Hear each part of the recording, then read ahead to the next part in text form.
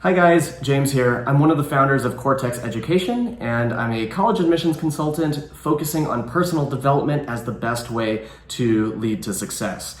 As somebody who comes from a very competitive high school environment in the San Francisco Bay Area, specifically Mission San Jose High School in Fremont, California, shout out to you guys who are from Mission.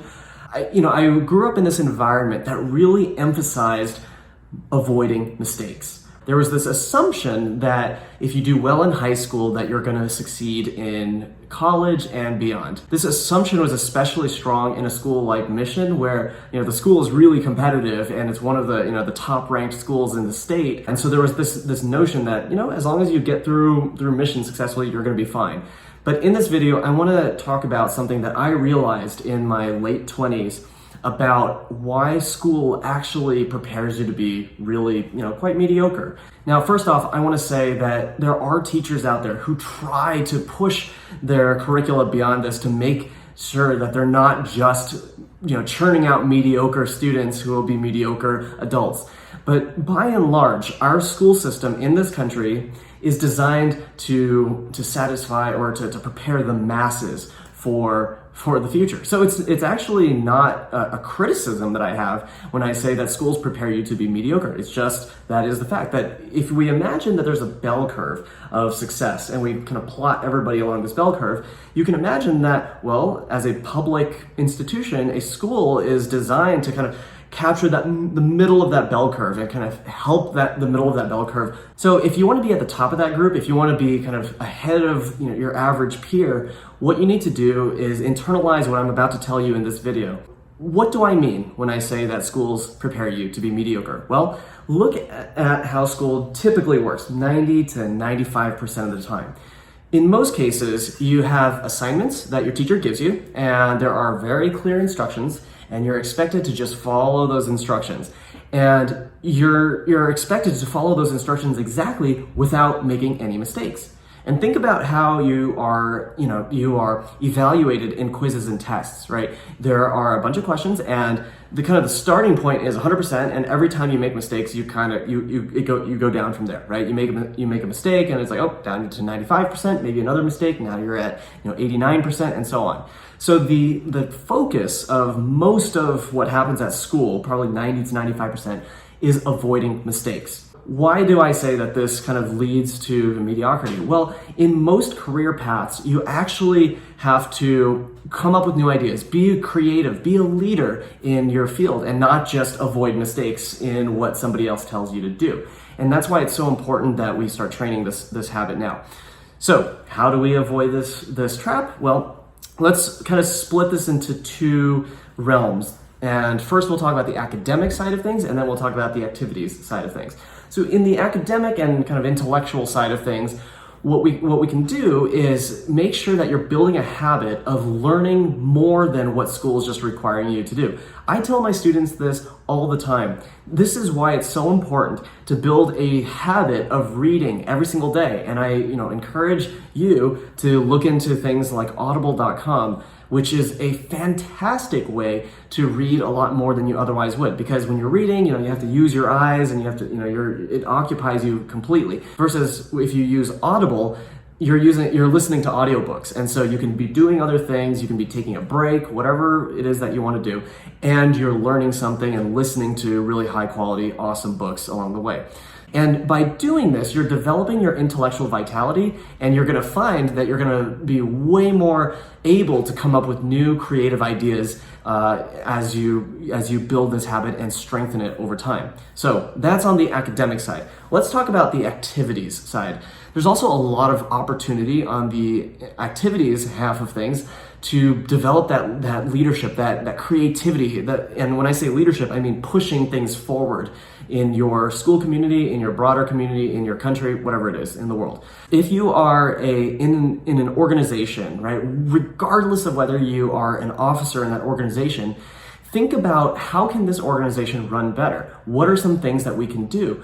And start taking action. Start making a proposal to the officers of the organization, or if you are an officer, make a proposal to the other officers of the organization to put in the changes that you're thinking of, right? And this is how you're not just avoiding mistakes in your role, but you're actually pushing things forward. You're coming up with new ideas and you're making things happen. That's really valuable.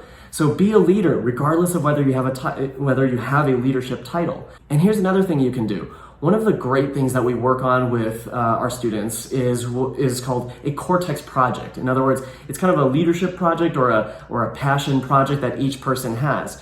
And there are a couple of requirements for Cortex projects. Number one is that it should relate to something that you're intellectually interested in. So let's say, for example, you're really interested in the intersection of biology and computer science. Maybe you make an interactive website where people can, visit the site and do virtual surgeries.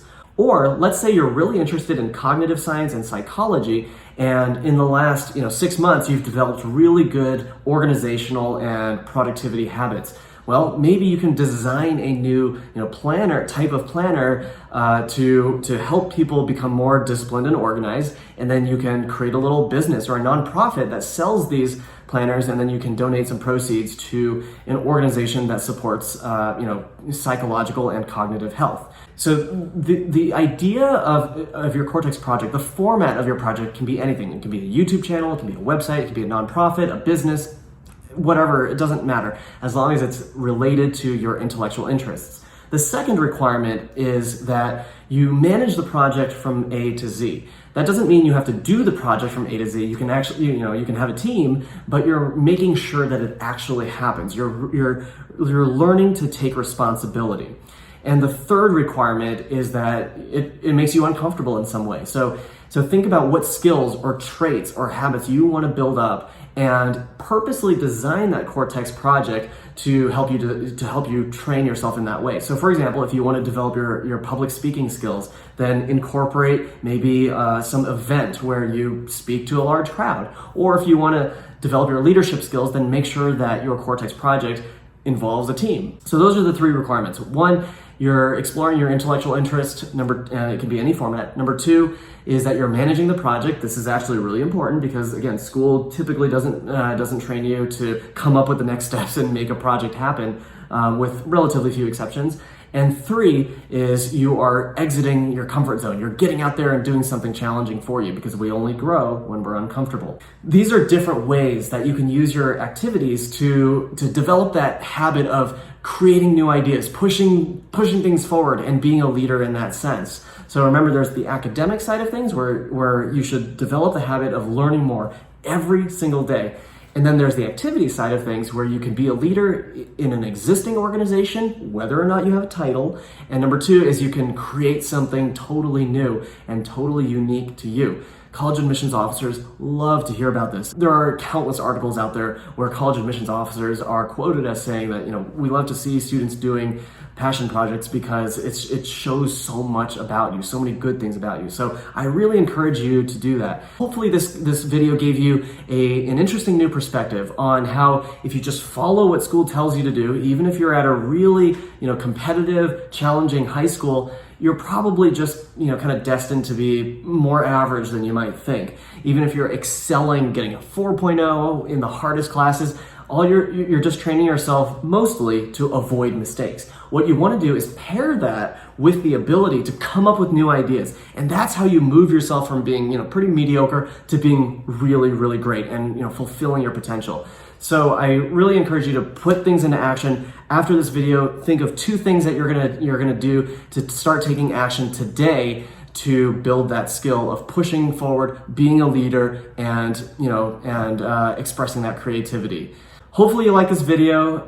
Like and subscribe if you found it helpful. Again, my name is James, and I'm one of the founders of Cortex Education, and I'm a college admissions consultant focusing on personal development as the best way to bring about external success. Remember, internal growth leads to external success, and that's what this is all about. So thanks so much, guys, for watching, and I'll see you next time.